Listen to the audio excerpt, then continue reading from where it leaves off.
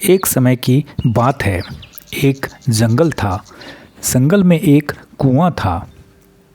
कुएं में बहुत सारे मेंढक एक साथ रहते थे। उसी मेंढक में एक ऐसा परिवार था जो बहुत मिलजुल कर रहता था। उसे देख के और मेंढक बहुत जलते रहते थे। दूसरे मेंढक सोचते रहते थे किसी भी तरह इस मेंढक के परिवार में झगड़ा लगाया जाए, लेकिन वो लोग ऐसा नहीं कर पाते थे क्योंकि उस मेंढक के परिवार में एक मुखिया मेंढक रहता था जिसकी बात परिवार के सभी लोग मानते थे। मुखिया मेंढक सुबह खाने की तलाश में निकल जाता था और शाम को पूरे परिवार के लिए खाना लेके आ जाता था। उसी कुएं में एक और परिवार रहता था जो बहुत ही घमंडी और जलनशील बुद्धि का था।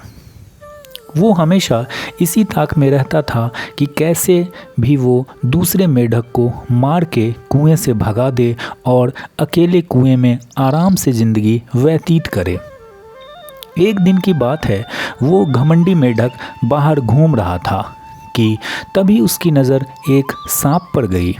सांप को देखते ही वो सोचने लगा क्यों न इस सांप से दोस्ती कर लूं और इसके जरिए सभी मेंढक को कुएं से भगा दिया जाए।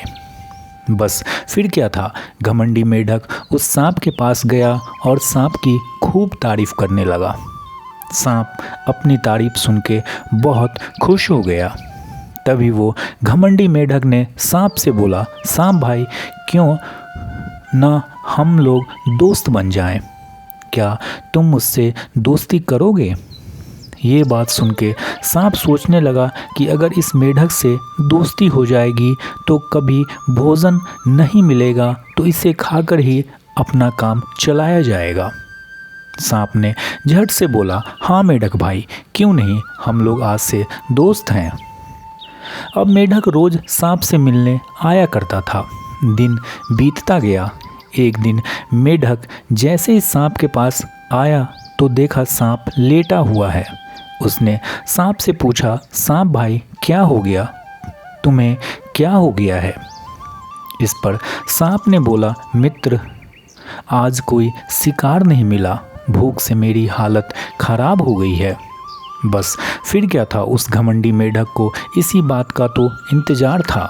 उसने सांप से बोला, मित्र, तुम परेशान नहीं हो, मैं तुम्हारे खाने का व्यवस्था करता हूँ।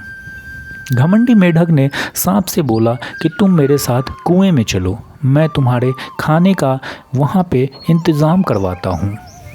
सांप उस घमंडी मेंढक के साथ कुएं तक आया और बोला, मित्र, अब अंदर कैसे जाऊँगा?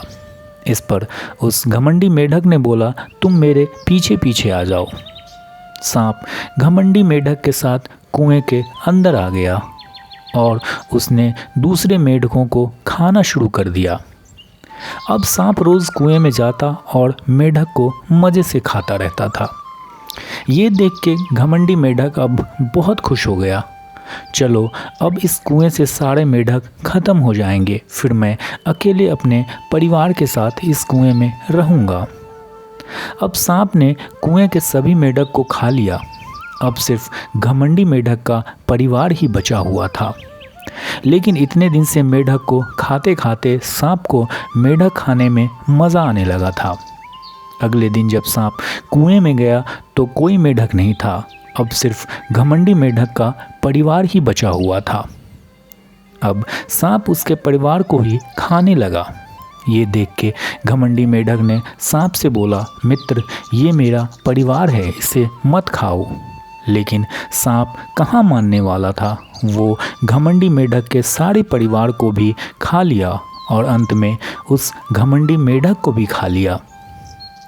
इसलिए जीवन में दूसरे के लिए गड्ढा नहीं खोदें, क्योंकि उस गड्ढे में हम एक दिन खुद भी गिर सकते हैं।